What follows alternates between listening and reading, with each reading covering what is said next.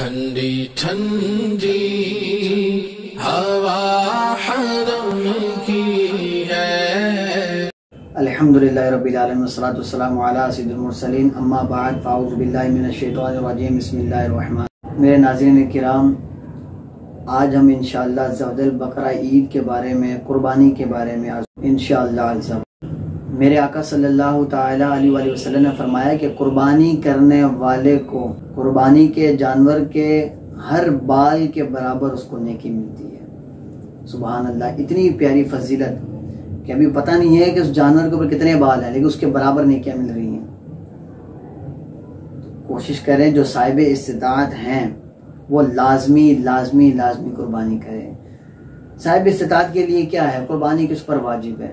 जिसके पास 52.5 तोला चांदी या 7.5 तोला सोना या इतनी रकम जो इस चांदी के बराबर हो, उस पर कुर्बानी वाजिब है। हाँ, अगर कर्ज वगैरह है तो पहले वो कर्ज अदा करे। कर्ज अदा करने के बाद जो उसके पास रकम बचे, अगर वो इतनी है कि उस तक पहुंच जाएगी कि उस पर वाजिब हो जाए, तो फिर उस पर वाजिब हो सकती है। अगर नहीं पहुंचेगी तो उस पर वाजिब नहीं है।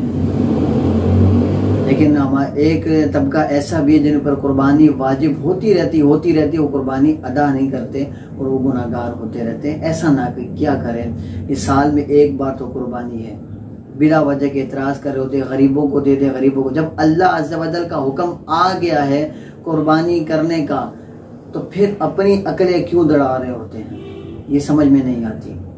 ऐसी अपनी अकलें दौड़ा रहे होते। जब अल्लाह का हुक्म आ गया, बस अब खामोश। रब्बे काबा का हुक्म आ गया, वो उस पर अमल किया जाएगा, तुम्हारी अकलों का नहीं सुना जाएगा। तो खुदारा ऐसी बातें ना किया करें। तो कुर्बानी करें ना, कुर्बानी कर कर जो गोश्त होगा वो गरीबों को तकसीम करवाएं। खाना ही खिलाना है ना उनको, तो वही गोश्त खिला दें आप। अच्छा, पूरे साल उनको याद नहीं रखेंगे, कुर्बानी के दिन इनको याद आ जाता है कि भाई गरीबों का ख्याल रखें, तो पूरे साल आप कहाँ चले जाते हैं। आप कुर्बानी करें, कुर्बानी के अलावा जो है वो उसमें से करें। किसने रोका है आपको? फर्ज़ापना अदा करें, इसके अलावा आपके पास जो माल है वो करें। मोबाइल बड़े बड़े रखे होते हैं, कारें इनके पास हैं, एक से एक गाड़ियां होती हैं इनके पास, बंगले इनके पास एक से एक होते हैं, और जनाब ये लगा रहे होते हैं चलते फिरते फतवे, ये गरीबों को दिया जाए। तो अपना बंगला बेच कर आप दें गरीबों को माल। किसने मना किया है? उसी बंगले में जगह देना, क्यों नहीं दे रहे? एक मकान बना के दे दें गरीबों को, खुद भी तो बंगले के नीचे रह रहे हैं।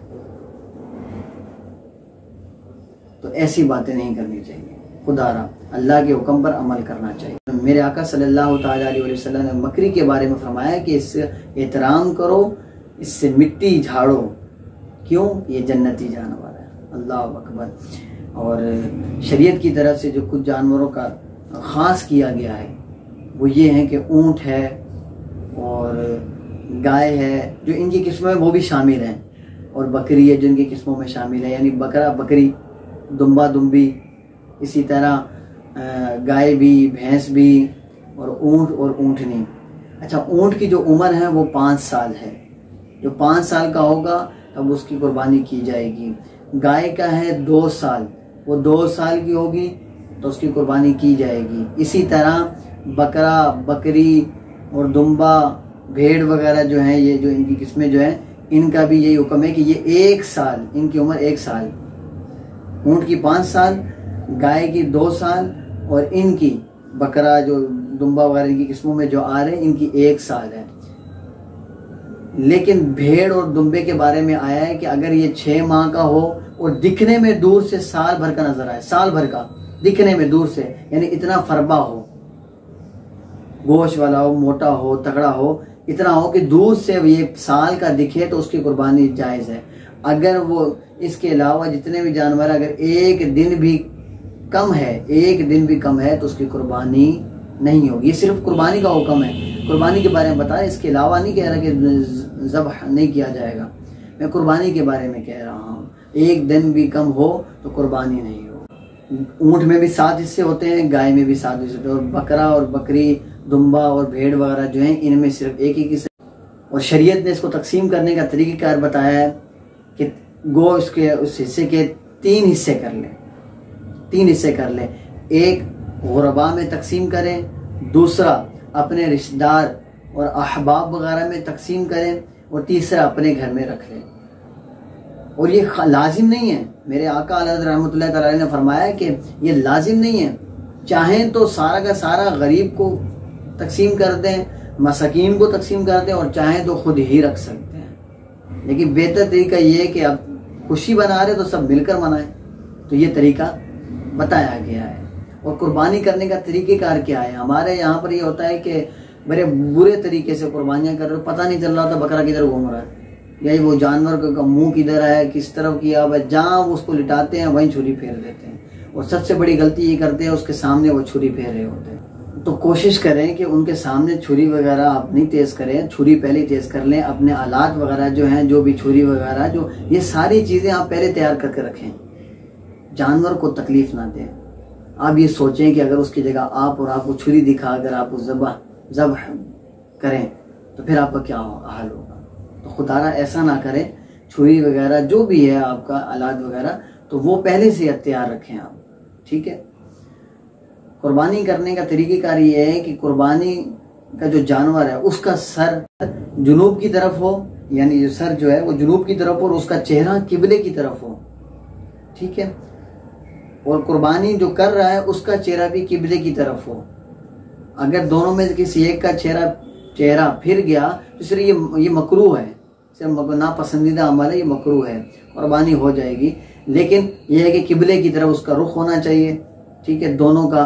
और इस तरह लिटाएं कि उसका जो उल्टा पहलू है तो वो ज़मीन की तरफ हो, ठीक। और कुर्बानी करने वाले का जो सीधा पाँव है वो उसके गर्दन के करीब हो, गर्दन के ऊपर भी ना हो, ना पेट के ऊपर। बाज पेट के ऊपर चढ़ जाते हैं, पाँव रख देते हैं या घुटना रख देते हैं, इस तरह ना, ईज़ा ना पहुंचाए, तकलीफ ना पहुंचाएं। यहाँ पर जो शरीयत तरीका बताया उसके मुताबिक आप कुर्बानी करें। तो यहाँ पर उसके गर्दन के करीब पाँव रखें।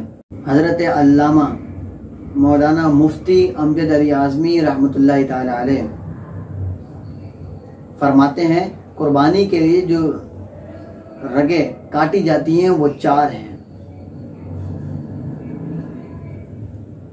एक वो जो ग़िज़ा वाली होती है, दूसरी सांस वाली होती है, और उन दोनों के अगल बगल जो है जो 2 रगें होती हैं वो खून वाली होती है। और इनमें से 3 का काटना ज़रूरी है। और अक्सर अगर कट गया किसी का, यानी 3 रगें 4 में से 3 का काट लिया तो तब भी कुर्बानी हो जाएगी, जानवर हलाल हो जाएगा। और अगर आधा आधा काटा तो तब इस सूरत में जानवर की कुर्बानी नहीं होगी, वो हलाल नहीं हो। कुर्बानी के दौरान ये कुर्बानी के लिए जानवर लेके आ रहे होते हैं। तो हज़रत उमर फारूक रज़ियल्लाहु ताला अन्हु ने एक शख्स को देखा, वो जान कुर्बानी के लिए बकरी की टांग को खींच रहा था। तो मेरे हज़रत अमीरुल मोमिनीन खलीफा सानी हज़रत उमर फारूक रज़ियल्लाहु ताला अन्हु ने फरमाया कि तेरे लिए खराबी हो तो इसको कुर्बानी के लिए अच्छे अंदाज में लेकर जा।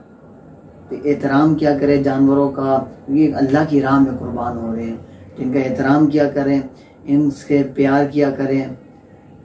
चारा वगैरह इनको टाइम पर दिया, ज़्यादा से ज़्यादा इनके पास चारा होना चाहिए, ज़्यादा से ज़्यादा हर टाइम इनका चारा इनके सामने रख दें, ये खाते रहें।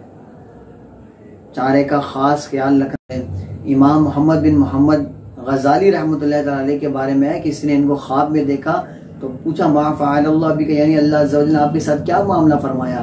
तो फरमाया कि अल्लाह अज़्ज़ा वजल मुझे बख्श दिया। तो अर्ज़ की कि हुज़ूर मग़फ़िरत की वजह क्या है, किस सबब से आपको अल्लाह अज़्ज़ा वजल ने बख्श दिया। तो फरमाते हैं कि मैं एक मरतबा लिख रहा था, तहरीरी काम लिख रहा था, तो एक मक्खी आई तो कलम के आगे आके स्याही पीना शुरू हो गई। तो मैंने उस कलम को वहीं रोक लिया। तो जब वो सिराब होगी तो वो उड़ कर चली गई। तो अल्लाह अज़्ज़ा वजल को ये अदा पसंद आई, इसी अदा की वजह से अल्लाह अज़्ज़ा वजल ने मुझे बख्श दिया। मैं कुर्बान जो अल्लाह की रहमत पर देखें, सिर्फ एक मक्खी को सैराब करवाना था। अब मक्खी ने कितना पानी पीना, वो स्याही पीनी थी, कितना पेट भरना था, कितना बड़ा पेट होता है मक्खी का, छोटा सा बिल्कुल तो होता है, लेकिन क्या है उसकी बरकत से बख्शिश का जरिया बन गया।